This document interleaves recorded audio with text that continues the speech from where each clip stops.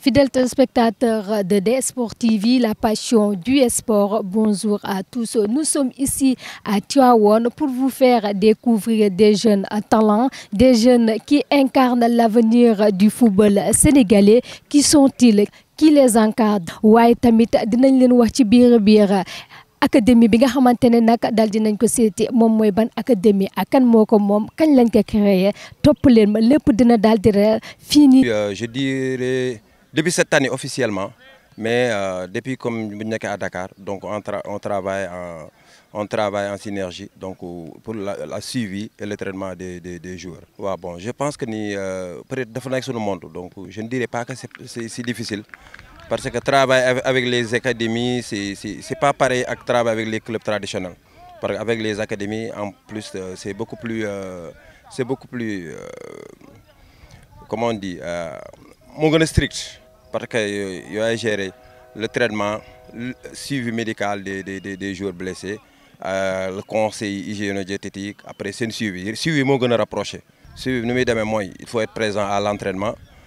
En plus de ça, quand il y a les matchs amicaux côté présent, en plus de ça, il y a le suivi des joueurs à la maison, le suivi des joueurs blessés, et voilà, le traitement des blessures. En plus de ça, tout ce qui est en rapport avec c'est le rôle du médical. Parce qu'en plus du traitement, il y a la prévention aussi qui est là. Donc pour la prévention des blessures, donc la plupart du temps, donc les entraînements, je suis là. En plus de ça, lors des matchs amicaux, en plus des matchs officiels. Moi, je pense que c'est les petits les petits donc travailler avec les enfants, avec Maguette, c'est la même chose. Mais je pense que c'est beaucoup plus facile de travailler avec ces gosses-là. Parce que les académies, les clubs traditionnels, les académies sont les gosses qui sont là. Nous sommes formés pour éventuellement donc c'est une suivi strict. Voilà, c'est une suivi strict. Donc recrutement bi comme d'habitude nous gars yi di défé recruter ay footballeurs, organiser des détections, donc xool le maximum yaatal ko souvent souvent nak dañuy am ay recommandations ay gars yi ñuy délégué ay talents yoo xamante ne dañuy nekk partout au Sénégal. Donc après ñu de ce fait que bu ñu leen dajalee pour une semaine dañ leen di bàyyi ak nekk ak ñoom pendant une semaine parce que footballeur mënoo ko gis ci benn fan wala ñaar. Donc durant une semaine dañuy nekk ak ñoom après ma évaluer xool ñu ci mën a qualité buñ ci mën a téye pour bu ëllëgee ñu xam ne kii war na mën a def dara ci académie bi. Donc 2008 2009 2010 3 années waaw la ñuy jël pour recruter. waaw accès ko ci comme entraînement wu académie rek parce que entraînement académie ak entraînement wu une équipe qui joue en championnat national Ligue Pro c'est diamétralement opposé. Donc ligue ñun ñi nga xamante ne ñoo nekk ci académie di liggéey donc liggéey bi moo gën a métti par rapport ak fële parce que fee c'est des produits yu pare fii ay xale yoo xamante ne da leen di jël pour defar leen donc defar leen nag il faut être exigeant par rapport ak ci seen jàngat li ngi leen di defal donc moo tax muy xaw a différent par rapport ak ñi nga xamante ne dañuy jouer ay ligue professionnelle. waaw loolu donc pratiquement ci sama philosophie de jeu la. Donc pratiquement intégré la ñuy def dañ koy cumuler ak science technico-tactique ak tuuti physique ñu cumuler allier leen parce que football actuel donc loolu la laaj. Donc il faut de la vitesse, il faut de la physique, donc il faut nga pare pour mën ko def. Donc loolu pour nga def ko il faut nga def yenn séances yi yenn thèmes yi nga xamante ne dafay au lieu que mu nekk physique rek mais dañ koy cumuler day doon intégré. day nekk physique day nekk technico-tactique donc de ce fait que 3 yëpp lay mën a boole mu mën ko parce que football actuel comme dañ ko fractionné et lépp dafa gaaw donc il faut nga teel nga ancré leen ñoom ci loolu noonu ñu teel ko mën ko maîtriser quoi. Effectivement loolu c'est notre rôle parce que lépp lu jour bi di lekk lépp lu muy naan lépp lu muy bu feebaree lu muy lekk ak lu muy naan yëpp loolu c'est de notre ressort donc tey jii dañoo am implication bu nga xamante ne bu am solo ci par rapport ak joueurs yi. Donc le seen lekk donc menu bi ñun ñoo koy joxe après aussi bu ñu ñëwee on essaie d'être présent aussi bu ñuy bés bi ñuy lekk aussi donc ñu xool seen alimentation est-ce que c'est riche et varié est-ce que alimentation bi aussi c'est ndax joueur un jeune qui fait du sport c'est différent avec un autre sportif. Donc un sportif vraiment alimentation boo xamante ni c'est beaucoup plus strict. waaw alimentation joueur moom la plupart du temps on évite tout ce qui est gras donc on privilégie les pâtes les féculents aussi. Donc en plus de ça les fruits et légumes aussi. Donc alimentation jour aussi au lieu que ñun à la maison on a 3 repas mais pour un sportif surtout à leur âge donc ñoom ils ont 4 à 5 repas par jour. Donc en plus de ça on les conseille à beaucoup boire parce que comme vous voyez là actuellement il fait un peu chaud donc à chaque fois ñun donc même souvent sax da ngay kii entraîneur ndax day nekk benn séquence bu neex yow nag tu seras obligé de couper pour que les joueurs puissent se réhydrater parce qu'il fait chaud donc s'ils ne se réhydratent pas donc souvent c'est source de blessure la. Donc là ndax naaj bu tàngee dañuy ñàkk lu bari te bu ñu ñàkk lu bari foog ñuy naan pour mën a combler ñàkk boobu sinon mën nañu am risque de blessure moom mooy indi les crampes musculaires moom mooy indi les élongations moom mooy indi les déchirures musculaires parce que quand le muscle y a pas assez d'eau donc yooyu blessures yooyu mën a ci am moo tax à chaque fois bu ñu nekkee fii au moins chaque 30 minutes je demande aux entraîneurs d'arrêter et de les faire venir pour boire pour se réhydrater. Même bu dee benn gorgée sax ñu jël ko ça va leur permettre au moins de se réhydrater à temps. À la maison c'est comme ça ku nekk lañ lay jox nombre de bouteilles yu nga xamante ni bu séance bi jeexee moom nga war a naan donc la ñu di forcer on n'attend pas d'avoir soif pour boire mais on les impose à boire à chaque instant. Donc ça va leur permettre de se réhydrater parce qu'il y a des pertes énormes yu nga xamante ni ñu ngi koy am ci séquence bi ndax terrain bi il fait un peu chaud ici donc réhydratation moom moo leen di permettre ñuy gën a mën a performant. waaw donc objectif académie bi donc je crois que liñ ciy liggéey mooy fexe ba progresser loo xale yi déjà loolu mooy objectif sama objectif numéro 1 mooy fexe ba jëlee xale bi fii ci point bi yóbbu ko ci beneen point donc déjà loolu moom mooy objectif numéro 1 bi leneen li des nag après parce que tu ne peux pas tey jii jël benn xale boo xamante ne dajale leen après automatiquement ci ku tax rek nga ñëw forcer leen leneen objectif yi dañu bëgg a gagner wala dañu bëgg a def dara. Non déjà il faut ngeen dindi li nga xamante ne mooy ne ci ñoom déchets yi fexe ba ñu former benn groupe mu am benn symbiose par rapport ak ça donc là sous peu de temps année yi di ñëw ci nga mën a projeté wu ci yenn affaire yi d'autant plus que comme ñoom académie la boo xamante ne donc li leen gën a yitteel moom mooy la progression des jours donc loolu moom moo leen ki progression la discipline le travail surtout loolu rek la ñuy actuellement moom mooy suñu objectif pour l'instant. waaw peut-être laa fi ñëwee jël ma ñoo rejoindre académie bi quoi ren. académie bi bu mu fi ñëwee ba tey nga accueillir nañ si jàmm waaw fu ñu dalu nice dañuy lekk ba suur naan ba mandi ba pare dirigeant ak coach ñu ngi toppatoo normal entraînement ñu ngi si gis quoi avancement quoi. waaw temps yii dañuy entraînement yi coach bi day teg li nga xamante ne saa ñu entraîné bu ñëwee gàlle da ngay sentir carrément te da nga entraîné ba pare doo talu ay kii da ngay dem rek noppalu boo yee da ngay gis sa yaram carrément yaa gis ay progression soit sa biir yaram loolu mooy entraînement dañ koy fulal quoi du ñëw fii di caaxaan. non fii moom baax na trop ndax am na possibilité bi lépp waaw ndax aussi ñu ngi teg si kii bonne condition président beeg staff yi ñu fi nekk ñëpp waaw fii moom ñoo bokk nday ñoo bokk baay quoi ndax collectif baa ngi fi engagement baa ngi fi quoi. waaw ça passe bien de entraînement yi moom ça passe bien comme dab la ñuy def su ñëwee ñun ñëppay joxandoo di xàccandoo dóorandoo quoi ndax objectif la nekkul championnat la ñuy gisee académie la kon dañuy travailler lu bëri coach li ñu digal la ñu def ko quoi. waaw ku nekk nag fi moom dëgg fa yàlla ku nekk séntu na pour di football ak au niveau yi quoi ñëpp loolu la ñuy séntu quoi te incha allah yàlla baax na mën na centre bi daal bëgg nañ ko gën a évoluer mu gën jëm kanam quoi comme yeneen centre yi ñu koy déggee. waaw comme ambition ñëpp ku nekk pour nekk joueur rek pour signer pour dimbali sama ñaari waajur waaw ak képp ku si xaj quoi dëgg fa yàlla loolu la am ambition te incha allah ñu ngi si dox tànk yi ñu ngi entraîné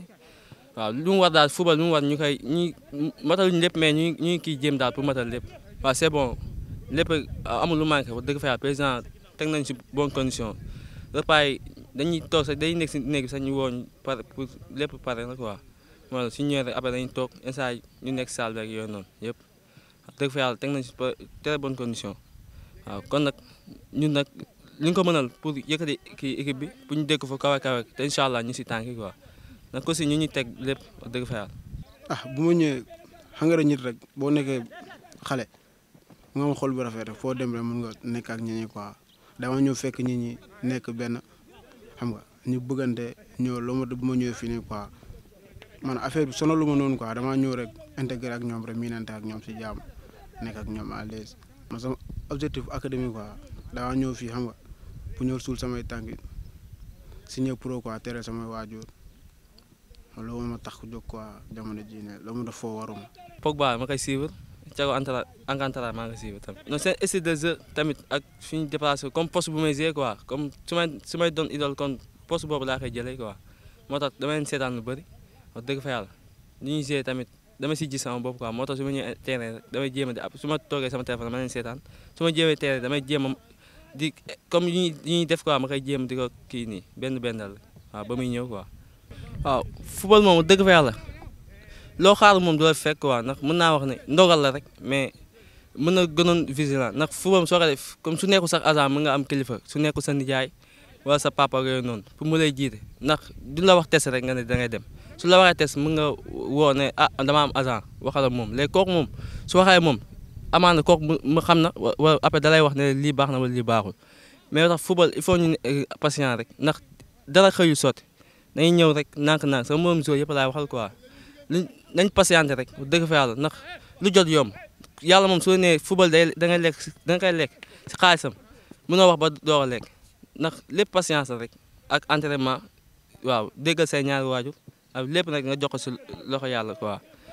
waaw maa leen kii jaale ak famille bi yëpp métti na trop ndax Sénégal gis nañ foo réseaux sociaux foo dugg moom la ñuy wax métti na trop mais yàlla moo ko tudd quoi mais comme li may wax sama moom joueur rek nañ dal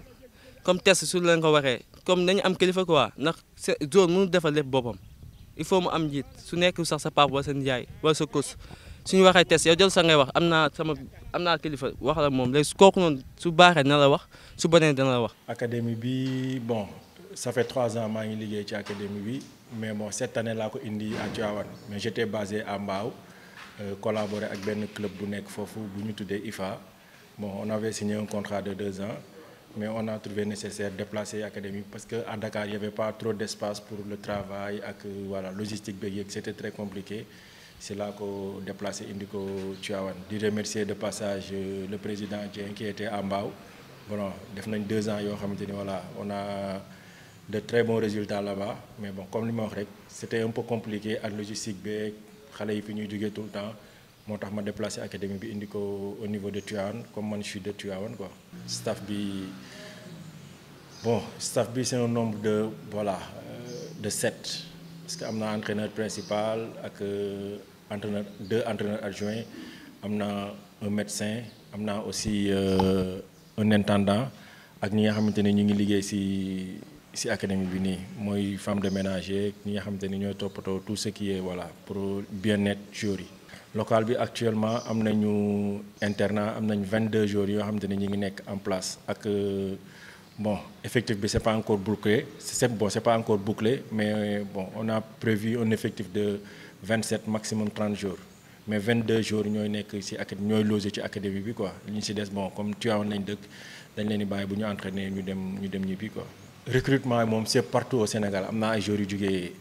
Agnam am na ay joueurs yu jugee Casamance am na ay joueurs yu jugee Dakar am na ay joueurs yu jugee Thiès am na ay joueurs yoo xamante ni aussi ñi ngi nekk Tivaouane mais ñi nekk Tivaouane bon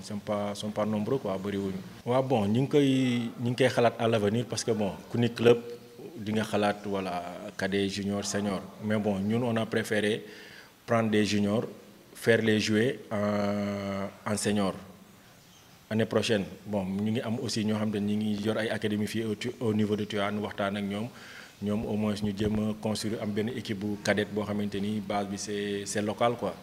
objectif bi c'est voilà comme ay jeunes lañ yoo xamante ni ñi ngi dëkk Tivaouane suñu objectif mooy jàppale jeunes yi au moins ñu xam nga tey ji boo xoolee Sénégal xale yëpp dañuy rêver nekk ay footballeur te pour nga réussir ci football il faut nga nekk ci benn cadre nekk ci benn organisation boo xam ne dina la mën permettre nga mën a voilà jàng lu bari pour au moins dem à l'avenir nekk professionnel même boo nekkul professionnel aussi di nga mën a nekk ci leneen parce que formé wuñ ko ces jours kese quoi dañuy formé ay nit tey ji boo xoolee ñëw nga entraînement gis nga booy ni ñuy comporté woon aussi boo ñëwee fii aussi am na tâche yu bari yoo xam te ni jours yi la ñuy exiger ñoom ñu koy def parce que loolu lépp dafa bokk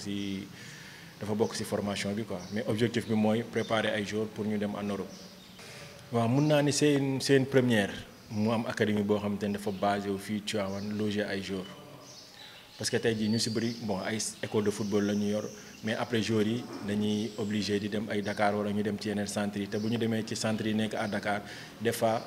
gis nga Dakar nu mu saturé condition de vie c'est très compliqué. Tu vois bon nit ñi bëgg nañ football mais moyen bi aussi dafa xaw a des tu vois moo tax école football yi bu ñu formé seen joueur ba yenn âge yi rek dañ leen di bàyyi ñu dem fële ñu dem Dakar wala Thiès wala yeneen régions yi parce que man bi ma yoree académie bi nekk Mbao sama meilleur joueur yi pratiquement Tivaouane lañ dëkkoon ñii Tivaouane ñii Casamance si lañ jugé nécessaire ñu ni pourquoi pas ñu ñëw basé wu Tivaouane. waaw bon actuellement am na ay partenaires yoo xam te ni depuis pas mal de temps maa ngi nekk di liggéey ak ñoom parce que tey jii nii bon ñoom aussi ñoo ma dooleel si lii parce que lii boo ko gisee xam ni c'est un investissement boo xam te ni c'est pas voilà ça demande beaucoup d'argent ak beaucoup de temps tey jii maa ngi si liggéey ay partenaires yoo xam te ni financièrement aussi ñu ngi may jàppale bu baax quoi. non actuellement amaguma benn club boo xam te ni en Europe ñu ngi siy nekk di kii parce que xam nga Europe moom pour ñu mun la démarcher. Il faut que nga génnee produit yoo xamante ni voilà dinañ ci am satisfaction si à partir de là ñi la ñuy gisee que ni voilà fii am na produit yoo xamante ni ku am ak ñoom partenariat wala ku leen gën a may doole mën nañ la jox ay produits yu baax quoi. waaw bon cette année sax dañuy compétir en régional parce que am na club bu nekk fii si département de Tivaouane ñi ngi nekk di waxtaan ak moom avancé nañ bu baax a baax pratiquement bon. Officialiser affaire bi rek moo des pour ñu mën a compétir à son nom. non comme c'est pas encore officiel mënaguñ ci avancer parce que xam nga tant que signé wuñ moom c'est pas encore officiel mais discuter nañ ba tombé ci d'accord ci point yi yëpp léegi li ci des rek mooy ñu agencer affaire yi pour mën ko officialiser quoi peut-être la semaine prochaine dinañ ko mën a officialiser incha allah. bon di leen remercier aussi ci déplacement bi di remercier waa DTV bon am naa fa ay xarit yu bëri comme li ma la wax rek am na ñoo xamante ni voilà ñu ngi bëggoon a def déplacement ñëw mais comme yow yaa ngi aussi ci région de Thiès tey jii képp ku nekk Thiès di yëngatu ci football tey jii yéen leen di may doole pour nit ñi mun leen a gis parce que tey jii nit buy liggéey aussi te génnewuñ lu muy liggéey nit ñi duñ ko xam di leen remercier ci déplacement bi aussi di remercier sportif yi nekk Tivaouane yëpp di leen wax ni académie bi comme li ma wax rek ñoom ñëpp woo naa leen téléphone seen académie la nañ ci ñëw jàpp parce que su màggee duñ ni Babacar wala keneen Tivaouane la ñuy wax parce que noowu Tivaouane moom la ñuy prôné quoi. gannaaw bi ñu daal di jëlee coach bi jël li nga xamante ne moom mooy joueur bi jël tamit le président moom daal dinay wax li nga xamante ne moom mooy objectifu académie bi mu nekk académie boo xamante ne c'est la première fois mu am fii nii ci Tivaouane moom nag objectif am dëgg moom mooy daal di former ay ndaw yóbbu la ñu jouer fële ci Europe en même temps tamit nee na bëgg na yaatal li nga xamante ne moom mooy académie bi daal di am catégorie yëpp yi nga xamante ne sport daal dina koy soxal lool. nañu joxe di daje ci beneen club ak ci beneen numéro